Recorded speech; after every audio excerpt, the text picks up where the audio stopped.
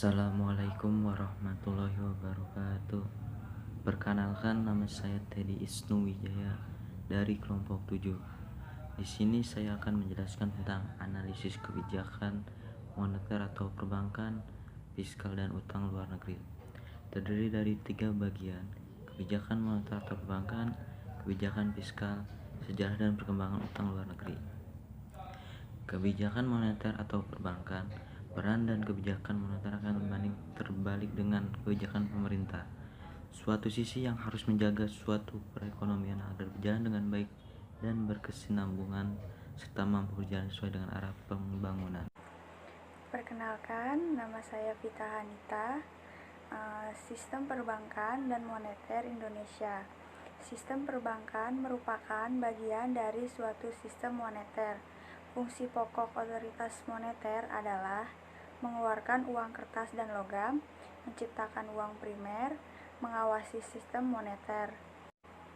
Ada pula fungsi sistem moneter. Yang pertama, menyelenggarakan mekanisme lalu lintas sehingga dapat melakukan secara cepat dan akurat. Yang kedua, menjaga kestabilan tingkat bunga melalui kebijakan moneter. Yang ketiga, melakukan fungsi intermediasi guna mempercepat pertumbuhan ekonomi.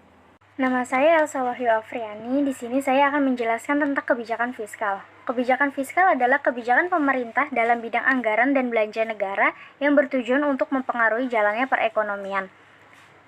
Kebijakan fiskal bukan semata-mata kebijakan di bidang perpajakan, akan tetapi menyangkut bagaimana mengelola pemasukan dan pengeluaran negara untuk mempengaruhi perekonomian. Jenis kebijakan fiskal. Kebijakan fiskal diskresi adalah tindakan strategis di bidang fiskal yang mandatoris, sudah melekat, dan yang bersifat aktif, menjadi wewenang serta tanggung jawab dari pejabat pembuat kebijakan sebagaimana yang diatur oleh undang-undang. 2.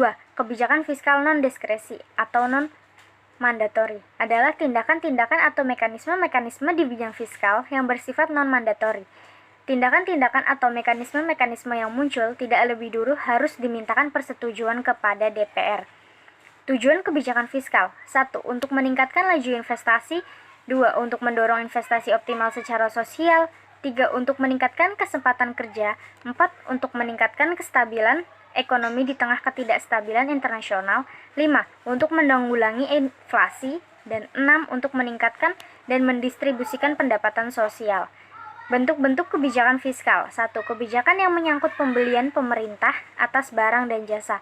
2. Kebijakan yang menyangkut perpajakan. 3. Kebijakan yang menyangkut pembayaran transfer. Pembayaran transfer meliputi kompensasi pengangguran, tunjangan keamanan sosial, dan tunjangan pensiun. Terima kasih. Perkenalkan, nama saya Nur Fitriani. Perkembangan utang luar negeri, aliran modal yang berasal dari luar negeri dapat disebut sebagai utang luar negeri apabila memiliki ciri-ciri pokok. 1. Aliran modal yang bukan didorong oleh tujuan untuk mencari keuntungan. 2. Dana tersebut diberikan kepada negara penerima dan dipinjamkan dengan syarat yang lebih ringan daripada yang berlaku di pasaran internasional. Bentuk utang luar negeri. 1.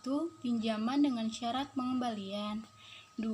Pinjaman atau kredit bilateral atau multilateral.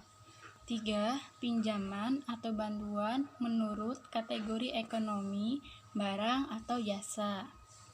Sumber pinjaman luar negeri yang diterima pemerintah Indonesia dalam setiap anggaran berupa pinjaman, yaitu pinjaman multilateral dan pinjaman bilateral.